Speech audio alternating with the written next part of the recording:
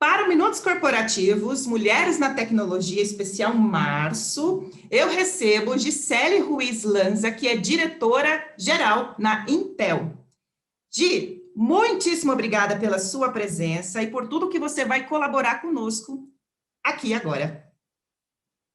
Obrigada pelo convite. É uma honra participar desta iniciativa da FutureCom, principalmente nesta edição especial para as mulheres. E é um prazer falar com você, Ana.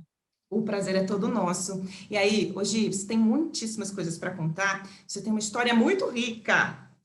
Você pode começar nos contando como começou a sua carreira e quais os maiores desafios que enfrentou? Você acredita que teve algum obstáculo diferente ou diferenciado por ser mulher? Ou não? Vou começar com a primeira parte da pergunta, tá? Sobre a minha carreira. Então, eu comecei a minha carreira na Argentina, como estagiária já há vários anos atrás, né? Há mais de 25 anos. E em todo esse tempo eu fui desempenhando várias funções, me desenvolvendo, eu vejo como evoluindo, né? Eu gosto de falar.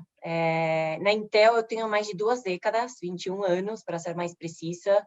E eu tive a oportunidade de passar por alguns países, comecei na Intel Argentina, estive alguns anos no México e já aqui na Intel Brasil há mais de 16 anos. E basicamente a minha carreira foi em tecnologia. Eu sinto que a tecnologia me impulsiona, né? Eu costumo falar. E isso serviu como uma atração, né? Ao longo de toda a minha carreira. Eu comecei estudando engenharia industrial. Naquela época não tinha tantas meninas, tantas mulheres estudando carreiras de STEM. De fato, eu era uma das 3 mulheres numa turma de, não lembro exatamente agora, mas com certeza a gente devia ser em torno de 40 pessoas. Só que ao longo do curso eu tive algumas necessidades familiares, pensando em apoiar os negócios da família, resolvi, né, decidi mudar para algo relacionado mais com a administração, e mudei para uma carreira de comércio exterior.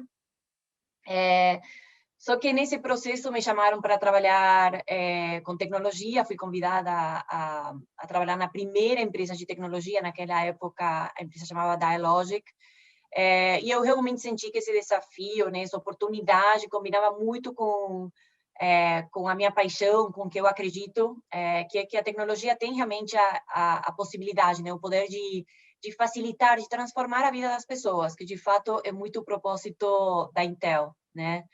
E então, continuei de fato essa minha carreira em tecnologia. Você falou de desafios, né? E é uma palavra que a gente tem, eu acho que falado cada vez mais, e principalmente a partir de tudo que a gente vem vivendo, né, desde o ano passado. Eu, particularmente, acho que os desafios fazem parte da minha jornada, né? E da jornada de todos nós, né? E gosto muito de olhar para trás, e essas mais de 2 décadas, e ver tudo que a gente foi superando e conquistando, até como mulheres, né? Falando um pouco dessa minha jornada e vinculada com desafios, Ana, eu acho que um dos primeiros grandes desafios no mundo corporativo foi, de fato, deixar o mundo corporativo e sair para empreender. E com 25 anos, eu decidi ir morar no México como parte de um projeto de empreender com algumas amigas.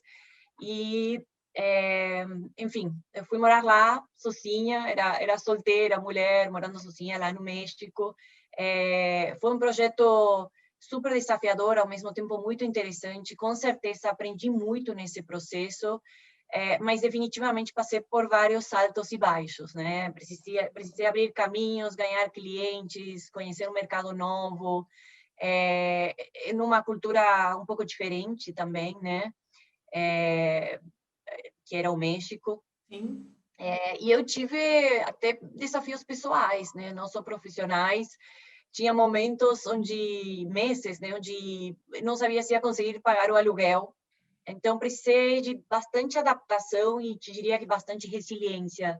E eu sinto que isso foi me moldando, né? Foi enriquecendo meu repertório de alguma forma, né, enriquecendo as minhas experiências e me ajudando a crescer e amadurecer bastante já naquela época, né?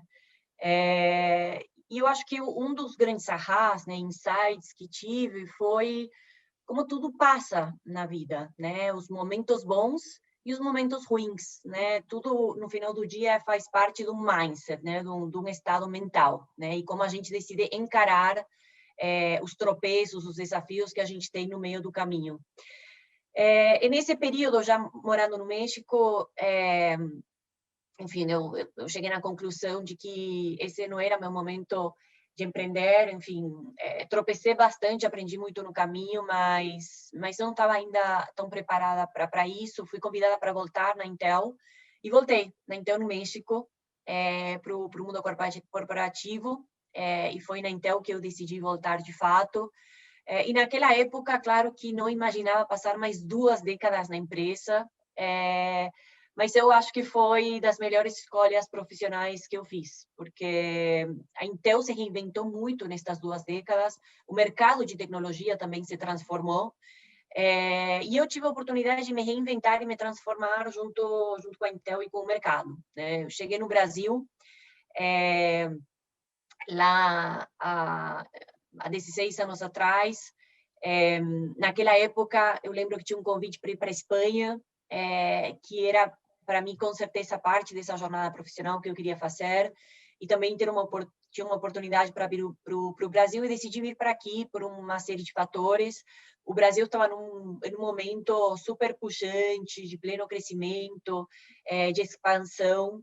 Eu queria aprender português, conhecer outra cultura, outra língua, e eu veia oportunidades para mim profissionais, e também era uma oportunidade de estar mais perto da família depois de alguns anos no México, e foi o que eu fiz. Então, eu vim para aqui, e sou super grata por esse momento. Grande parte da minha fase profissional foi no Brasil, tive a oportunidade de me desenvolver muito aqui, mas ao mesmo tempo também, enfim, de formar uma família, né? Eu conheci meu marido é brasileiro, eu falo que me apaixonei pelo Brasil literalmente, né? Pela cultura. Literalmente.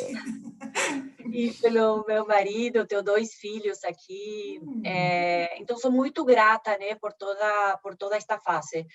Mas, como mencionei, tive vários desafios, com certeza, né? A nossa vida não é cor de rosa, por colocar de alguma forma. Especificamente sobre os obstáculos e o fato de ser mulher, eu acredito que, independentemente do gênero, todos os profissionais passam por diferentes desafios ao longo da carreira, né? E como eu falei, os desafios, se você encara da forma correta, eles te ajudam a aprender, te forçam a sair da zona de conforto e te fortalecem, te fazem evoluir, né? Como pessoa e como profissional.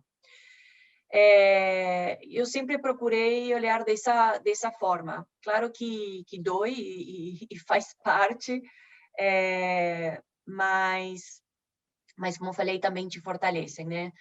E aí, olhando para os obstáculos, né, os desafios, eu vejo com muita clareza que a primeira década, né, de trabalho foi mais desafiadora, né, foi mais difícil em vários aspectos, né? Eu, evidentemente, ainda tinha muito para amadurecer, mas o mundo era outro, né? O ambiente de trabalho era muito mais masculino, não se falava de diversidade e inclusão, Uhum. não tinha essa consciência, nem essa prioridade, né?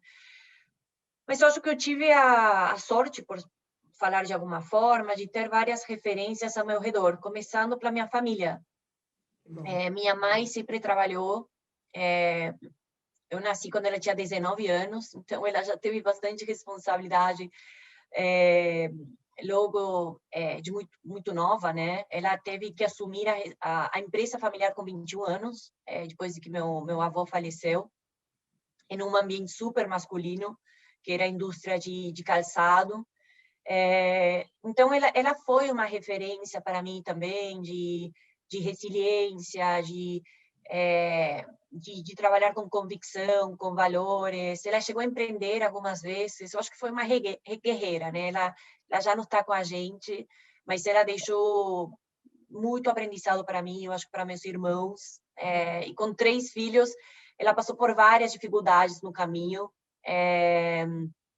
mas ela foi sorteando, né, esses desafios. E meus pais sempre me falavam, na minha educação, né, que estavam me dando ferramentas para poder ser e fazer o que eu quiser na vida, né? Que eles não poderiam evitar que eu tropece, que eu caia, mas que eles buscariam estar perto para me ajudar a levantar. E assim foi, literalmente caí várias vezes. Eu acho que não se trata sobre não cair, mas sim em ter a fortaleza de você se levantar, né? E também ter a humildade de poder pedir ajuda quando necessário, né? Então, eu acho que isso é um pouco da minha história e dos obstáculos e como eu fui encarando eles, né? Talvez para finalizar, Ana, com certeza mulheres, assim como outros grupos subrepresentados, enfrentam ainda desafios, né? Mesmo hoje a gente falando muito mais de diversidade, inclusão, equidade de gênero, e esses desafios estão relacionados à nossa cultura, a viéses inconscientes. E isso impacta, às vezes, né? Progressão de carreira. Eu tive vários momentos na carreira, né? Eles existiram e ainda existem, onde esses vieses inconscientes aparecem. E nesses casos, eu procuro entender que não é uma coisa contra a Gisele, né? Não é pessoal. E buscar entender qual que é a perspectiva ou o contexto do outro, né? E buscar dividir um pouco da minha história, a minha perspectiva também, porque no final todos temos vieses inconscientes, fazem parte, né?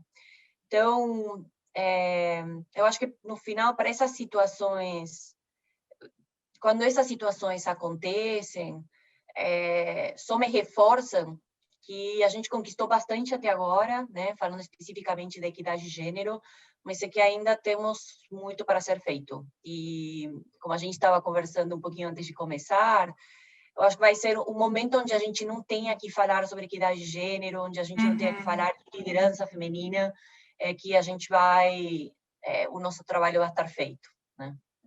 Ô, Gi, que história mais linda, né? Tanta coisa para comentar. Primeiro, assim, que bom que você escolheu o Brasil, que bom para gente. Como brasileira e como mulher, como pessoa, que bom. Seu português é muito bom, viu? Obrigada. Mulheres fortes, elas criam mulheres fortes também, né? Então, com certeza, esse é o legado que sua mãe deixou. Que bonito ter a família. É muito importante. E é isso, não importa quantas vezes a gente apanha, como a gente levanta. Eu estou parecendo uma comentarista, mas é porque é tão bonito a gente ouvir tudo isso, tão inspirador e que bom, né? E aí, durante toda a sua carreira, quando você olha para a Gisele lá no México, lá vindo da Espanha para o México, enfim, até aqui, você contou com alguma rede de apoio, seja no mercado ou na empresa onde você atua, né? Sempre atuou? Com certeza. Eu gosto muito de falar de rede de apoio. Assim, a minha jornada, tanto pessoal como profissional, com certeza foi preenchida com uma rede de apoio super forte e eu acho que foi vital, né? No final, todo o aprendizado, a minha evolução, um sucesso, né? E o sucesso é diferente na perspectiva de cada pessoa, mas veio como resultado de ter essas pessoas, né? Pessoas ao meu redor que eu tive a sorte de chamar de mentores, de colegas, de amigos e de família no final do dia, Uhum. né? E eu considero que um dos principais pontos para estar onde eu estou hoje, e não estou falando de títulos ou de responsabilidades profissionais, mas hoje como pessoa e quem que eu sou, faz parte justamente de todas essas pessoas, dessa rede de apoio, sejam amigos, família, no trabalho, é fundamental contar com isso, né? E cultivar, porque no final é uma troca, né? A gente cultiva essas relações. Essas são as pessoas que vão te ajudar justamente quando você tropeça, quando você tem dúvidas, quando você precisa esse shot de energia, né? Sim. De autoconfiança, né? Que te ajudam a gerar até confiança. E eu acho que é super importante, principalmente você se rodear de pessoas que te complementam, né? não necessariamente pessoas que pensam igual que você, mas que têm os mesmos valores, que estão comprometidas com você, que te querem bem, né, por colocar de alguma forma, mas que trazem também perspectivas diferentes, que aumentam seu repertório. E, ao mesmo tempo, pessoas que você confia, né? Confiança, no final do dia, é a base de qualquer relação, né? A gente fala muito da construção de equipes de alta performance, tudo isso começa com o quê? Com confiança, né? Então, é fundamental. E eu acho que também é muito importante para você poder delegar, tanto no trabalho como em casa. E que tão importante foi isso neste último ano e meio, né? Para mim, né, neste novo desafio e com certeza neste último ano de pandemia, né, a gente ter pessoas para se apoiar e também para você apoiar, né? Esse último ano, com certeza, nos desafiou a todos, né? Nos Ao ensinou. mesmo tempo, o que a gente vê é que as mulheres foram um pouco mais afetadas, né? Pela recessão induzida pela pandemia, né? A gente viu perdas de emprego, outras responsabilidades que a gente teve que assumir de cuidado, né? De filhos, de idosos. A jornada ficou mais do que dupla, né, Gisele? Para a mulher. Com certeza. Com certeza, ficou dupla e quanto isso nos desafia no final, tanto fisicamente como mentalmente, né? Exatamente, exatamente. Então, talvez para finalizar aqui, Ana, eu acho que a gente tem uma oportunidade, né? E principalmente a partir da posição que a gente tem, né? De promover mudanças, né? De escolher ativamente desafiar estereotipos, combater preconceitos, mas ampliar as percepções, como a gente estava falando agora, né? Poder influenciar políticas e iniciativas pelo bem comum, pelo bem do gênero também, e também celebrar as conquistas das mulheres, que faz parte dessa rede de apoio, né? A gente se apoiar e celebrar umas a outras, né? Então, eu acho que essa é parte da minha missão, quanto hoje como líder da Intel Brasil e também no âmbito pessoal. Na vida. Que bonito, que bom, que bom. Ó, e aí, a Intel, ela tem uma história muito consistente de diversidade. Quais os principais programas de diversidade e inclusão na Unidade Brasil?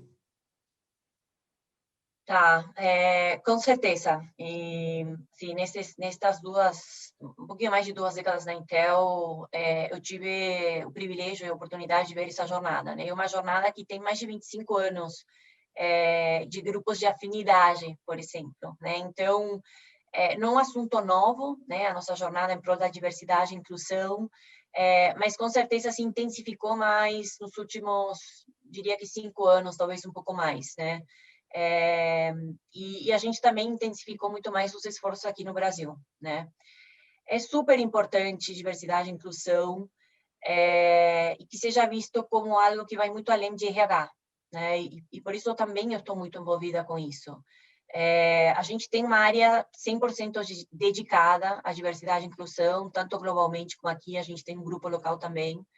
E além dessa área dedicada ao tema, inclusão faz parte, Ana, dos nossos valores. Então, a gente acabou de revitalizar, né, de atualizar os nossos valores corporativos, os valores da nossa cultura corporativa e inclusão desses 6 valores.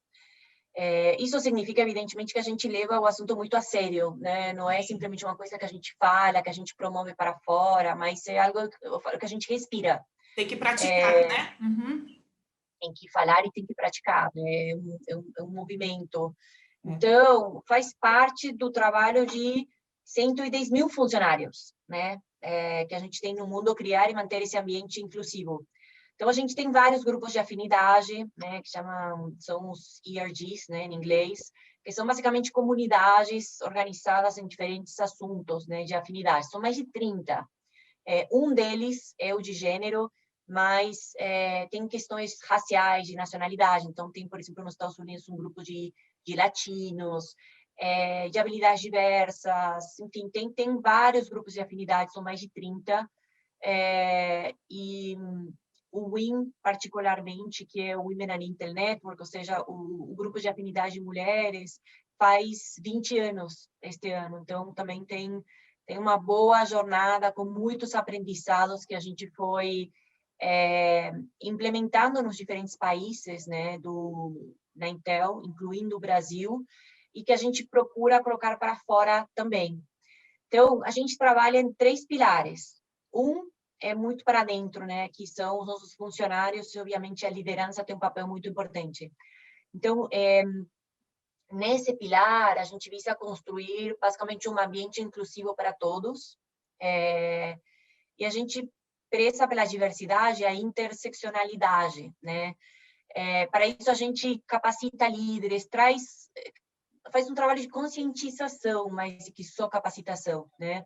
Mas claro que a gente também tem metas, a gente tem metas super claras para a próxima década, né? Até 2030, em pós do progresso das mulheres, e outros grupos também subrepresentados.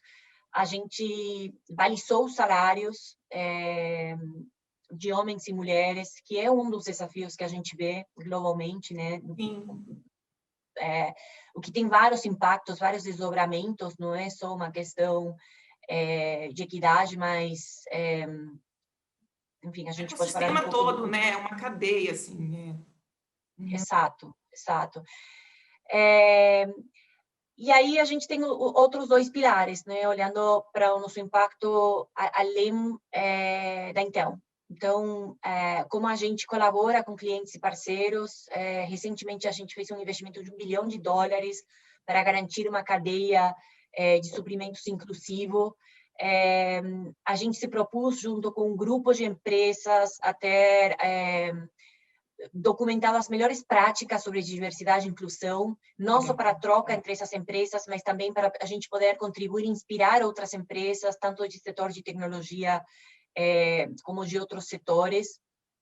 E também a comunidade. No final, a gente tem uma responsabilidade, como umas empresas líderes de tecnologia, de ter um impacto positivo na nossa sociedade, né, na nossa comunidade. Então, tem várias iniciativas, globalmente e locais, em prol de acelerar a diversidade e inclusão no mundo, né, um mundo mais justo, por colocar de alguma forma, e no Brasil não é diferente. Então, tudo que eu acabei de mencionar, a gente tem um reflexo no Brasil e eu te diria que eu me sinto bastante orgulhosa porque muitas coisas a gente até inova e cria no Brasil, a gente também divide para outros países.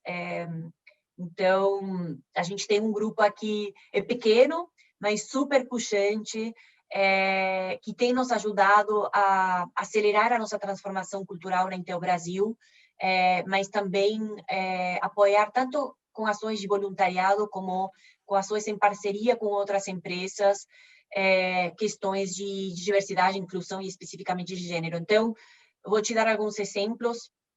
Nos últimos anos, a gente está colaborando com, e ficou de fato signatário do Fórum de Direitos de Empresas LGBTI+, foi desde 2019 que a gente atuou de forma, provavelmente com mais consciência e mais consistência nessa área. A gente também faz parte do movimento pela equidade racial, com a Faculdade Zumbi dos Palmares. Então, a gente está avançando, evoluindo, tanto em questões de equidade de gênero, como em outras iniciativas que a gente acredita que são muito importantes, principalmente no Brasil, tá? E falando de equidade de gênero, eu não poderia deixar de mencionar aqui algumas parcerias, né, que a gente tem feito para promover cursos, workshops, a gente faz mentorias. Tem 2 organizações que a gente admira muito, de fato, e é sempre uma oportunidade de troca, né, de aprendizado. Uma delas é a Programaria e outra é Cloud Girls. Legal. É. Muito bom. É de se orgulhar mesmo, Gisele. Muito bom, parabéns, que bom. E aí, é claro que eu vou fazer uma pergunta, mas qual uma afirmação, né? Que, na sua opinião, com certeza, isso tudo é muito importante, Então, como é que você vê isso, a questão da diversidade em outras empresas? Né? Você como líder, como é que você vê, então? Em outras empresas, eu acho que a gente está numa jornada, né? Como sociedade, tem alguns setores que talvez estão um pouco mais puxantes em questões de diversidade e inclusão, que outros, mas eu vejo que a gente tá avançando nessa jornada e como tudo, a gente fala da jornada de transformação digital e tem também a nossa jornada de transformação cultural, né? Tem algumas empresas que estão mais ou menos avançadas, mas no final a gente tem um compromisso, de novo, tanto dentro de casa como com a sociedade, porque a gente acredita que a coisa certa se fazer, né? Por que é importante isso? Primeiro, porque é a coisa correta, né? É importante para a gente evoluir como sociedade e como empresas também. A gente acredita que é uma questão de negócio, então a gente vê cada vez mais empresas trazendo questões de diversidade e inclusão como uma estratégia de negócio, né? Porque a gente sabe, principalmente quando a gente fala de empresas de tecnologia, que vivem de inovação, mas hoje inovação passa muito além de empresas de tecnologia, né? Que ter uma cultura que aprecia, né, e promove mais diversidade e inclusão, ajuda a estimular mais criatividade, inovação. A gente sabe que um ambiente mais diverso e inclusivo aumenta também a colaboração, e no final do dia, a força motriz do crescimento de uma empresa, né, independente do setor. Então, a gente vê cada vez mais as empresas realizando isso, né, entendendo isso e trazendo, dando os primeiros passos. O primeiro passo é ter a curiosidade, né, de buscar entender por que isso é importante, qual que é o impacto no negócio. Tem vários dados, né, tem várias pesquisas que mostram como ter um ambiente mais diverso e inclusivo e, por exemplo, mais equidade de gênero ajuda a lucratividade, ajuda em inovação, no fluxo de caixa. Enfim, posso trazer aqui alguns números, né? Mas a gente sabe que é uma questão de estratégia de negócio. E, por último, eu acho que as empresas também estão começando a entender como é uma questão de competitividade, né? Para poder atrair e reter os melhores talentos. No final, se você se propõe a ser uma empresa inovadora, de ser das melhores empresas, uma empresa líder no setor onde você atua, você precisa dos melhores talentos dentro de casa, né? Então, a gente acredita que é uma estratégia também para você poder, de novo, atrair e reter e desenvolver os melhores talentos. Então, diversidade e inclusão precisam caminhar juntas, sem uma, a outra não fica, né? Se a gente não tem inclusão, diversidade não fica, então é super importante e eu, particularmente, fico muito feliz que é um assunto que hoje se fala mais, se procura mais, se troca mais ideia, e a gente começa a ver muito mais um movimento e não só uma fala, né? Mas precisa ter muita consistência. Não pode ser simplesmente um objetivo, não pode simplesmente ser uma fala, a gente precisa, como você colocou no início, praticar. A gente falar, praticar, aprender, estimular e ter muita persistência, porque é uma jornada. Não podemos negar que evoluímos, né? Mas ainda é uma engrenagem aí sem fim, né? Ainda há poucas mulheres ocupando cargos de liderança nas empresas. E também tem, assim, poucas empresas onde há mulheres líderes, né? Então, a gente tem essa escassez, de certa forma. Em sua opinião, Gisele, quais são os principais entraves para mudança desse cenário? É uma boa pergunta, e uma pergunta que eu tenho recebido recentemente, porque, de fato, Ana, como você colocou, a gente teve uma evolução, né, nas últimas décadas, mas a gente ainda os números não são tão animadores, né? E a realidade é que se a gente não acelera o processo, vai demorar mais de 100 anos em a gente realmente ver uma mudança significativa, né? Então, Quando a gente olha os números, assim, uma pequena parcela dos CEOs de grandes empresas, eu acho que em torno de 14% são mulheres, né? Um dígito de chefes de Estado no mundo são mulheres. Então, a gente vê mais, a gente tem hoje um pouco mais de referências que há 2 décadas atrás, uma década atrás, mas a gente precisa ter mais referências. Eu acho que esse é um dos empecilhos hoje, né? No final, a gente precisa ter referências, pessoas que a gente consegue se espelhar, né? Que a gente consegue admirar, se espelhar. Não precisam ser só mulheres, evidentemente, mas tem pessoas que acabam abrindo caminhos para a gente, né? Então, eu acho que o primeiro ponto não é só uma questão de liderança, né? Mas os obstáculos, os desafios que a gente vê para poder progredir na carreira, né? Então, o primeiro talvez é o que a gente estava falando agora, né? Que o ambiente de trabalho não é tão inclusivo ainda como a gente precisaria, né? Às vezes, como ele ainda não contempla suficientemente as necessidades da mulher. Por Não é exemplo, horários saudável para... flexíveis. Exato. Então, assim como a gente está progredindo, a gente ainda tem desafios do ponto de vista do ambiente de trabalho, né? Ainda enfrentamos vieses inconscientes, e esses vieses aparecem em diversos momentos, por exemplo, o processo de contratação. E o viés não é só de quem decide contratar, mas também da mulher que está participando do processo, né? Então, algumas coisas que, por exemplo, o Intel tem feito colocar um painel de contratação diverso. Então, essa é uma ação prática e simples de implementar para a gente buscar diminuir um pouco desses vieses inconscientes. Mas, de novo, como eu falei, os vieses também estão na mulher, na gente que se aplica numa função. Tem um estudo da ONU Mulheres que fala que para uma mulher se aplicar por uma posição, ela normalmente olha para os requisitos e fala, bom, eu preciso ter no mínimo 80% desses requisitos para pular, né? Para me animar a aplicar. O homem, ele se aplica com muito menos do que isso. O estudo fala que em torno de 40%. Então, a gente precisa também ter essa consciência, né? E parte do processo de mentoria é justamente para trazer de novo essa consciência e poder ajudar a mulher nesse processo, né? O processo de promoção dentro das empresas também.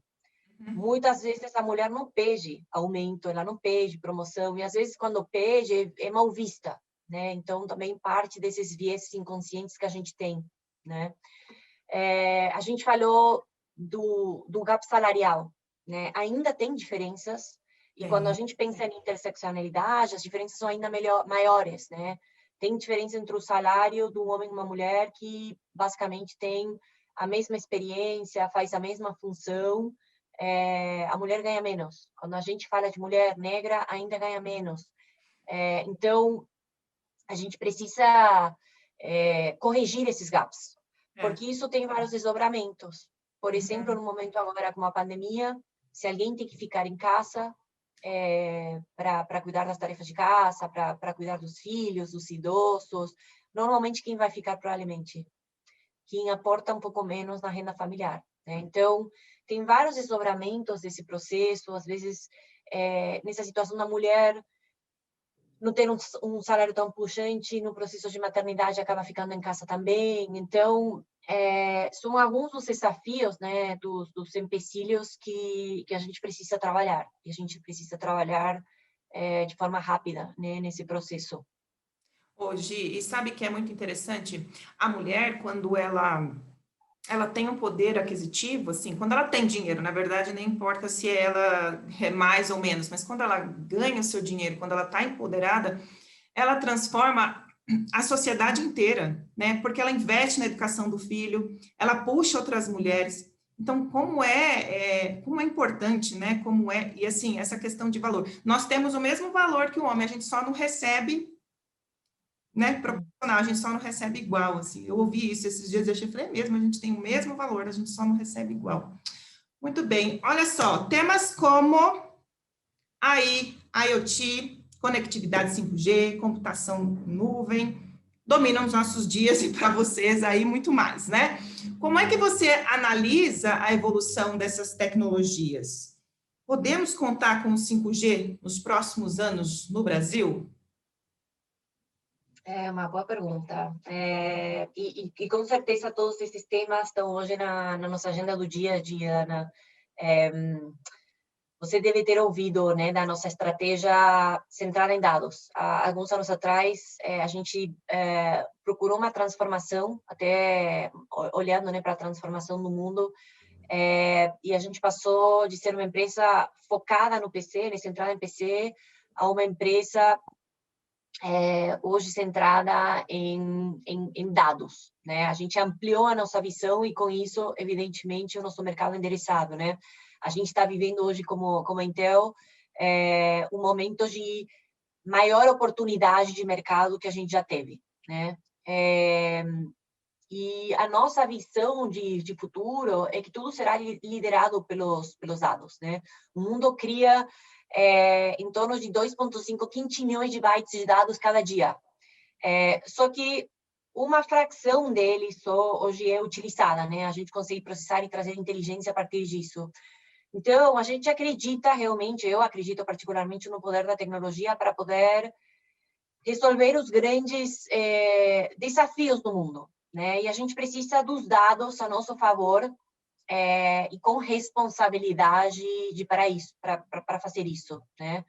Então, todos esses temas que você acabou de trazer, né? Inteligência artificial, internet das coisas, 5G, fazem parte da nossa estratégia corporativa, do nosso foco como Intel para 2021 e com certeza para os próximos anos, né? A gente fala que são as tendências tecnológicas que vão trazer a maior tração de inovação mercadológica, né? São tecnologias de inflexão. E quando a gente fala especificamente de 5G, um tema muito importante, particularmente este ano no Brasil, né? Evidentemente, a gente tem que analisar como vai desenrolar o leilão, né? E as diretrizes que os ganhadores vão dar, mas com certeza teremos a tecnologia aplicada em várias verticais e especificamente vários modelos de uso no mercado brasileiro, em breve. E, assim, entre eles, né, posso citar indústria, agronegócio, saúde, educação à distância, que são todos temas super importantes para o progresso do Brasil, né? Parece, assim, só para fazer um adendo, né? A gente estava falando de um assunto, parece que a gente jogou outro aqui, mas na verdade tá tudo atrelado. A gente estava falando de uma transformação que a gente vem dentro do mercado, né? E de carreiras, e agora a gente está falando de algo que também vem transformando, e que se a gente vê todos esses assuntos que estão mais presentes na vida da gente, que a gente possa imaginar, né? Tudo isso, inclusive, que a gente está conversando aqui, só é possível por conta dessa transformação e de toda essa tecnologia, né? Então, parece que a gente, de repente, começou falando de nada desse assunto, mas está tudo conectado, né? Com certeza, a gente está vivendo um dos maiores momentos de transformação do negócio, né? Quando a gente falou de transformação digital em 2020 e este ano, e de acelerar essa jornada, como a pandemia, né, acelerou a transformação digital e todas essas tecnologias estão nos ajudando até a navegar, né, os próprios desafios da pandemia. A gente precisa e precisou muito durante a pandemia resolver com muita agilidade problemas complexos, né? Exatamente. E essa transformação do negócio tem que caminhar do lado de uma transformação cultural. Tudo que a gente estava falando no início faz parte dessa transformação cultural, né? Ter pessoas com perspectivas e repertórios diferentes, pensando em como resolver de forma mais ágil problemas complexos. Então, quando a gente fala, por exemplo, de inteligência artificial, é muito importante a gente ter perspectivas diferentes, né? É até responsável. Então, com certeza, tudo isso conecta, Ana. Exatamente. Ai, que ótimo, muito bom. Ah, é muito bom. Ó, a gente está chegando aqui na última perguntinha, que é a seguinte. Gisele, se você pudesse conversar com uma mulher, seja no âmbito pessoal ou profissional, com quem você falaria? Ai, muito boa essa pergunta, Ana. Ah, que Falaria bom. várias. Ah, que bom. Eu, Mas aí você é, conseguiu escolher uma só? bom, tem várias mulheres que me inspiram, né? E tem vários homens que me inspiram, de fato, mas este ano que passou, eu fiquei muito curiosa de conhecer mais a história de uma em particular que vem na minha cabeça, que é a Ruth Bader Ginsburg. Ela de fato nos deixou o último ano e a partir disso também se falou muito mais dela, né? Eu tive a oportunidade de conhecer um pouco mais a história dela, que é super interessante. Ela foi juíza da Suprema Corte Americana, e ela se tornou uma referência na luta pelo direito das mulheres e em questões importantes, né, de igualdade de gênero e de imigração também. Muito jovem, a Ruth teve que enfrentar vários preconceitos, né? Ela faleceu com, acho que 90 e tantos anos, então ela ela ela foi estudar o curso de direito em Harvard. A gente está falando dos anos 1950 e algo. E na época o curso evidentemente tinha pouquíssimas mulheres, né?